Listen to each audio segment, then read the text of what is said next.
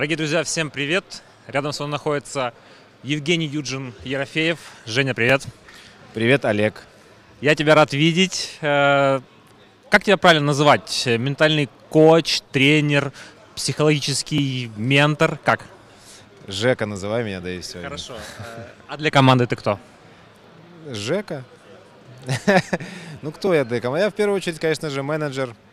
Вот. Я работаю, выполняю обязанности менеджера в первую очередь. Вот. Но еще как бы по собственной инициативе я занимаюсь работой, скажем так, над психологией команды. Вот. Может быть, наверное, отчасти я являюсь ментальным коучем. Так модно говорить. Да, психолог, ментальный коуч, ментор. Мне нравится то, что ты сказал. Как много приходится работать в психологическом плане с этой пятеркой? Шестеркой, наверное.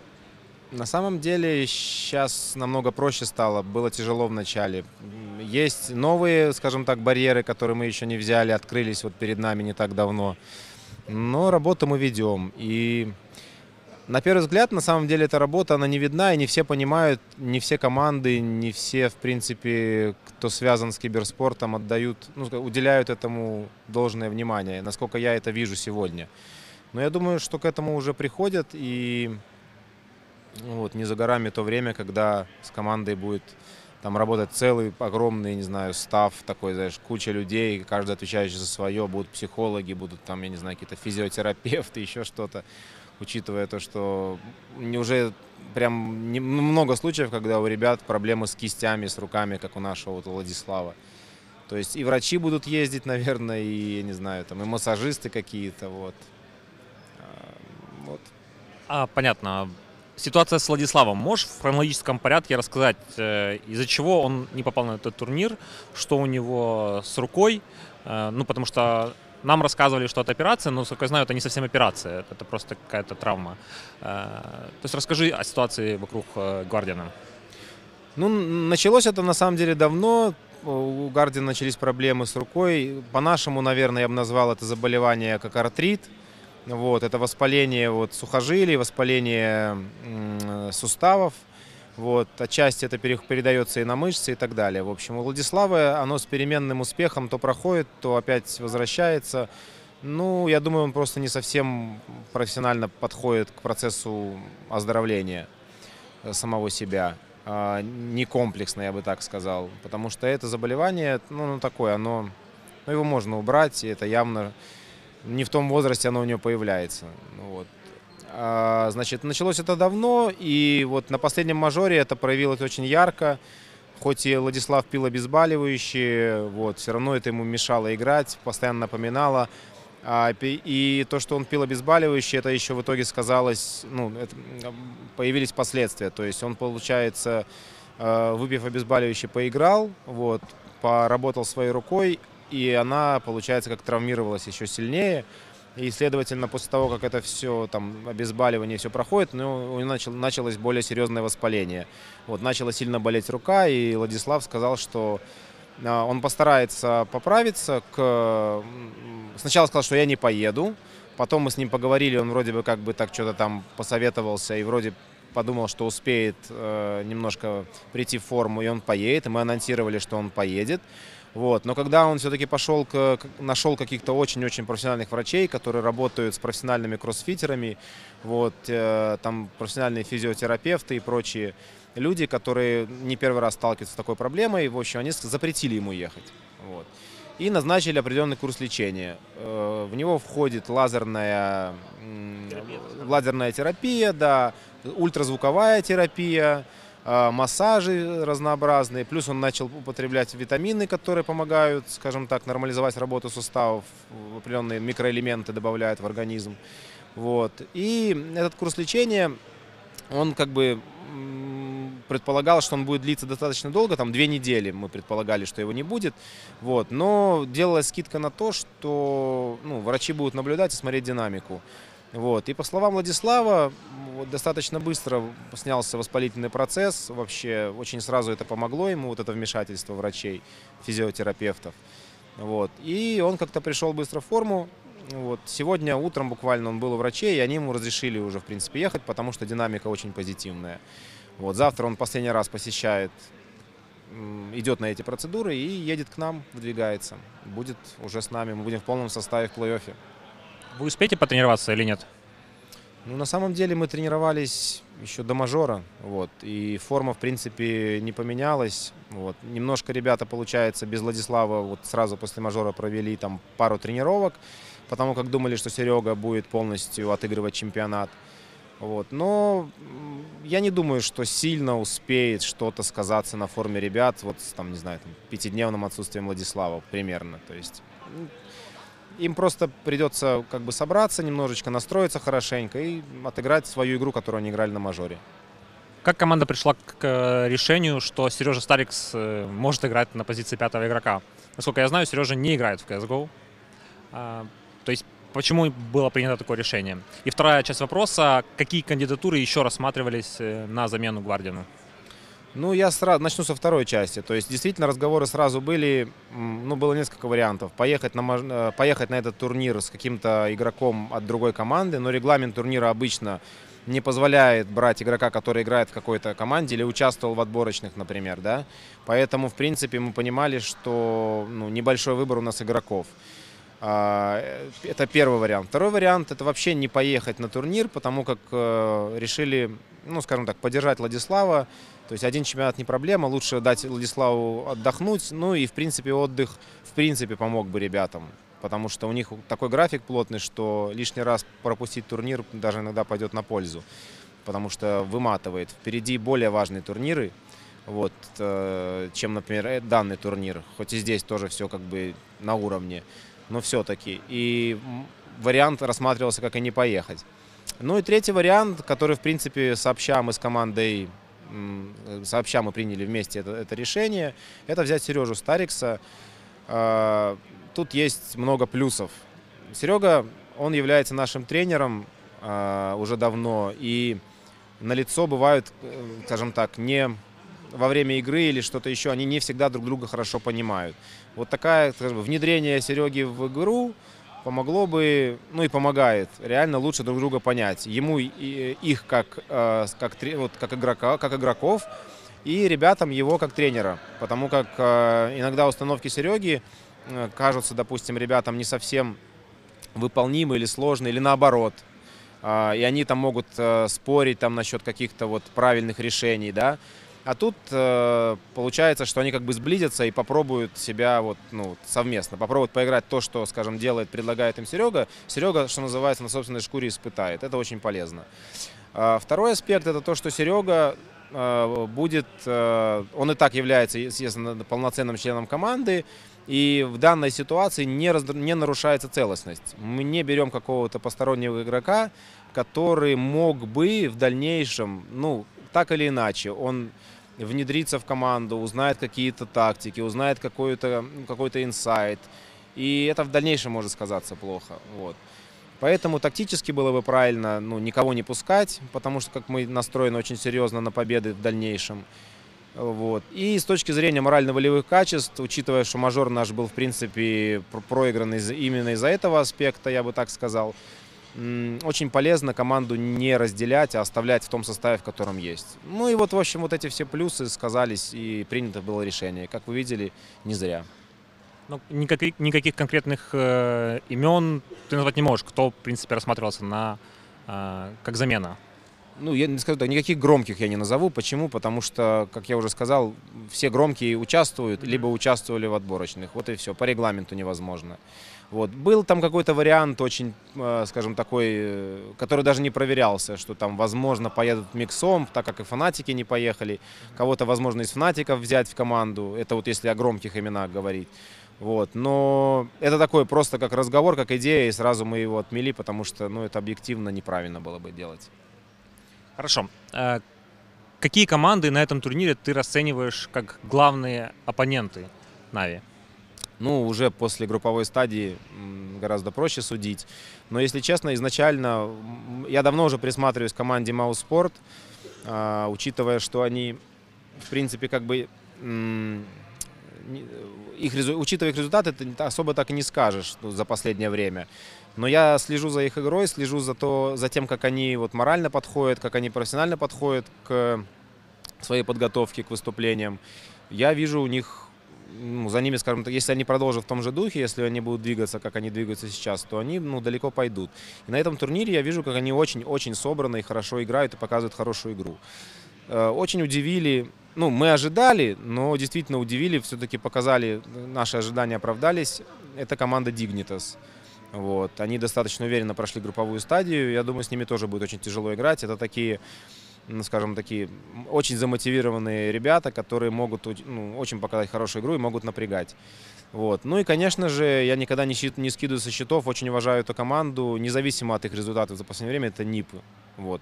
Они, играя дома, с такой поддержкой, с таким командным духом, вот, они всегда могут показать хороший результат. Вот с ними будет, 3 команды, с ними будет очень тяжело.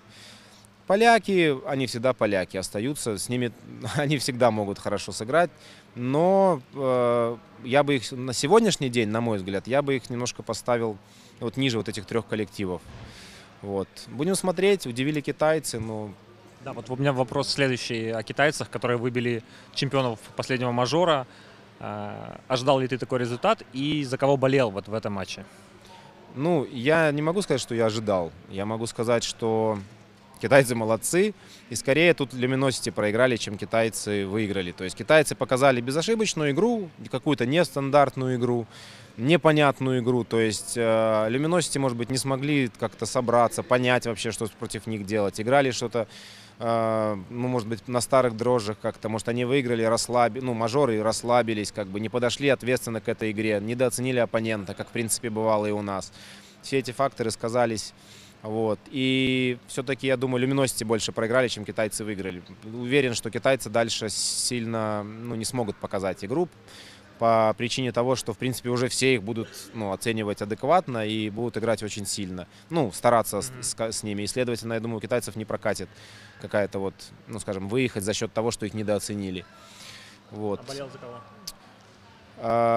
Объективно болел за китайцев не потому, что я против Luminosity, я их очень уважаю, бразильцы очень сильная команда и мне импонирует, а просто я всегда уважал тех, кто, скажем так, как и бразильцы в свое время, без какой-то конкуренции, без каких-то прям сильной какой-то поддержки, да, там просто садятся, ставят себе цель, да, тренируются и идут к ней. Вот. Китайцы прямое тому доказательство. То есть они прям видно, как они командно этого хотели.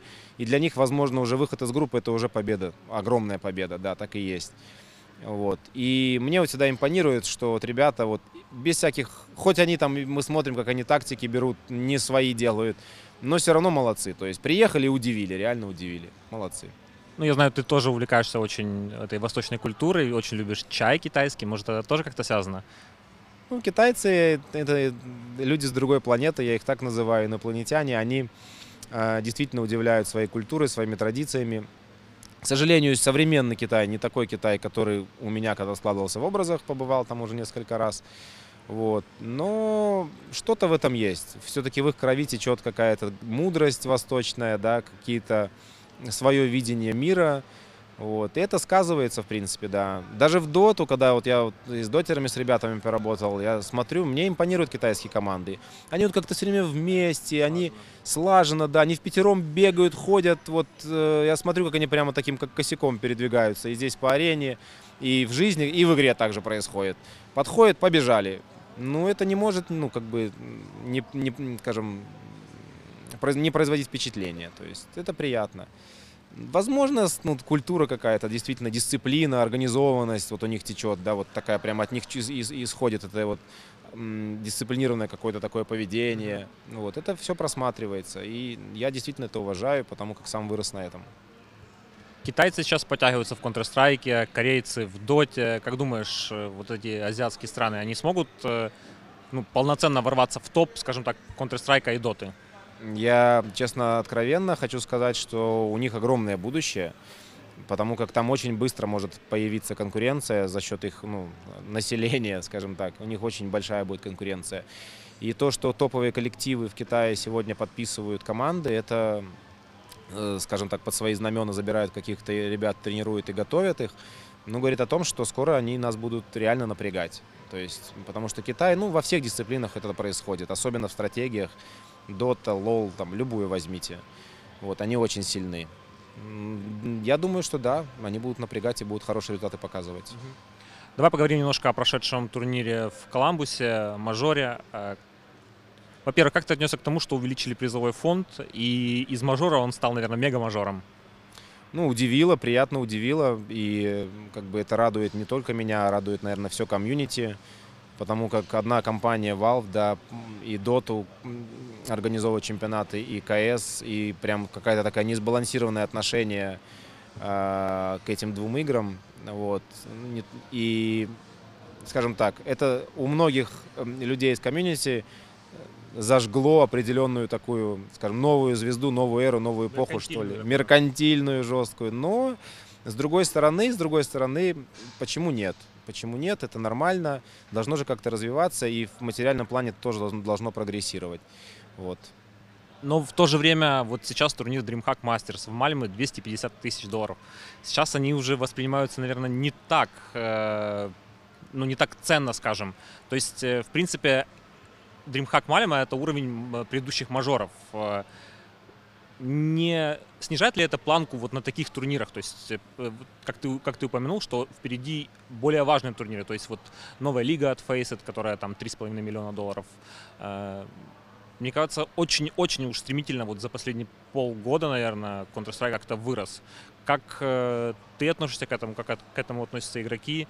И, ну, не повышается ли их такое вот материальное эго?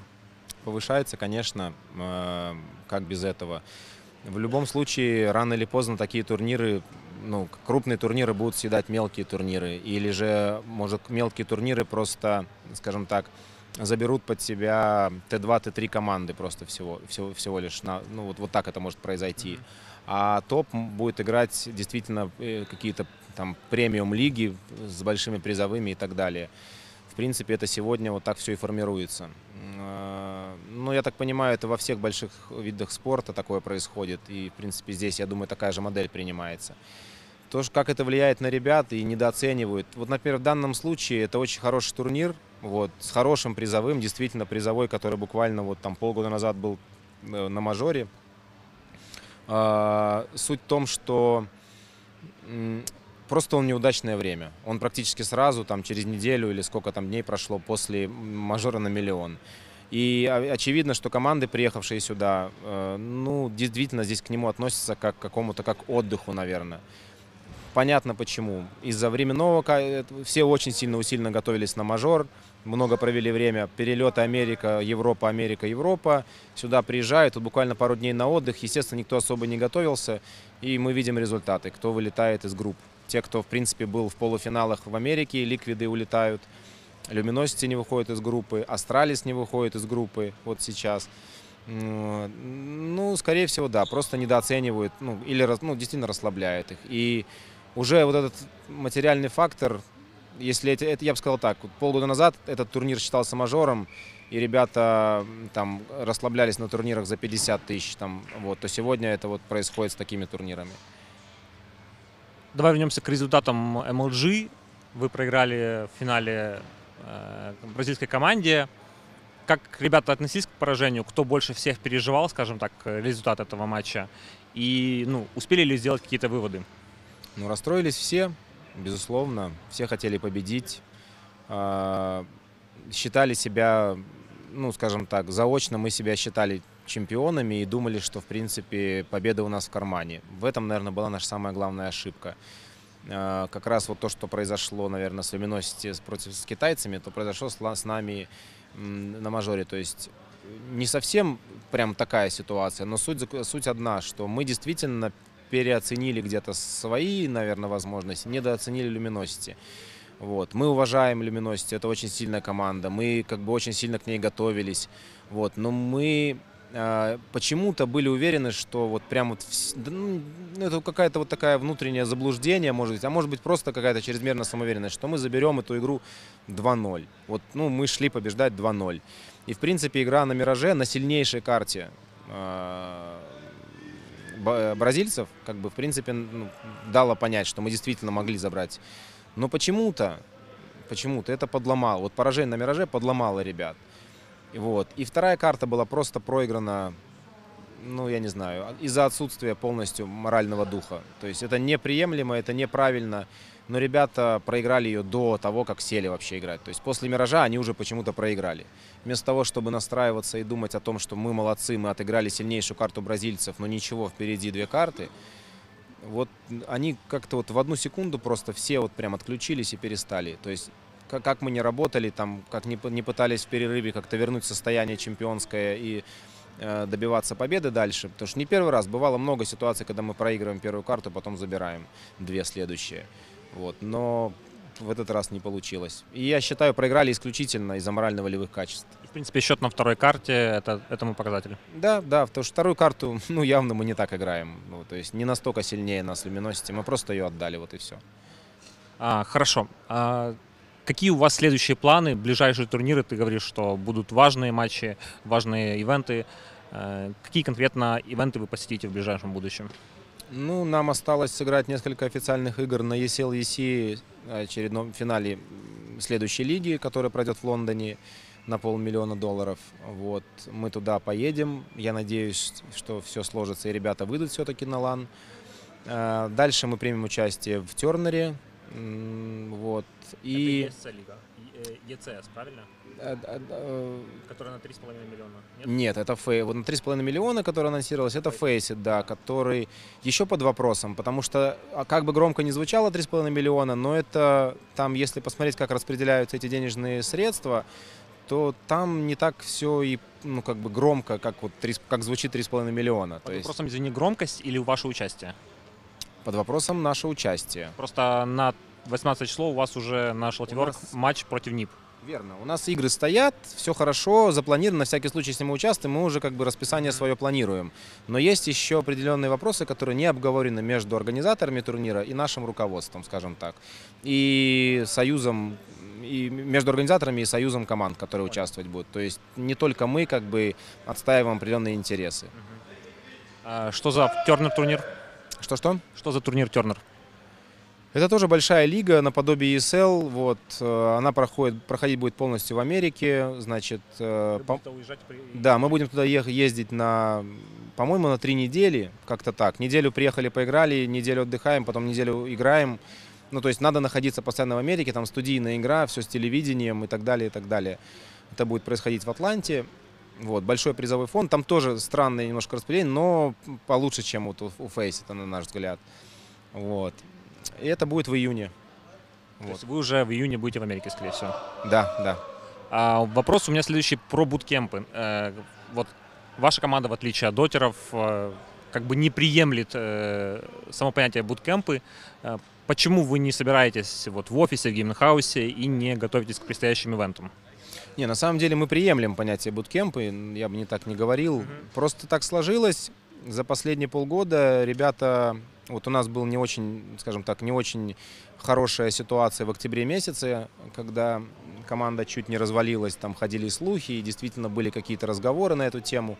Но нам удалось как бы пройти этот этап, сплотиться и двигаться дальше. И после этого ребята заиграли.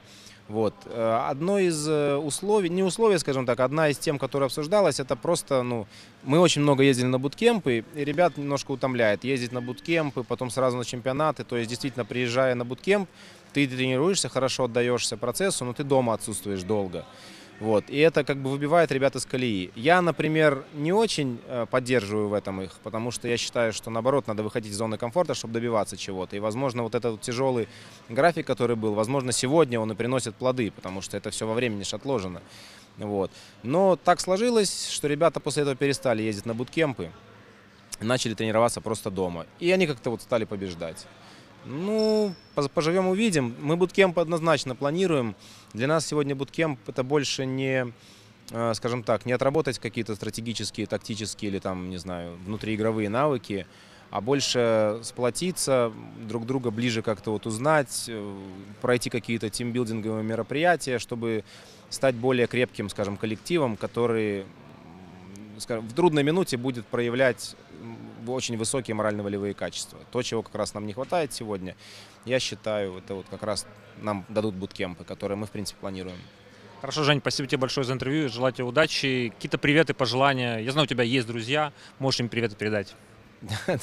Всем привет, все, кто меня знает. Мама, папа, дети, семья. Всех люблю. Смотрите, следите, болейте. Всем болельщикам. Все класс. Спасибо, пока. Пока.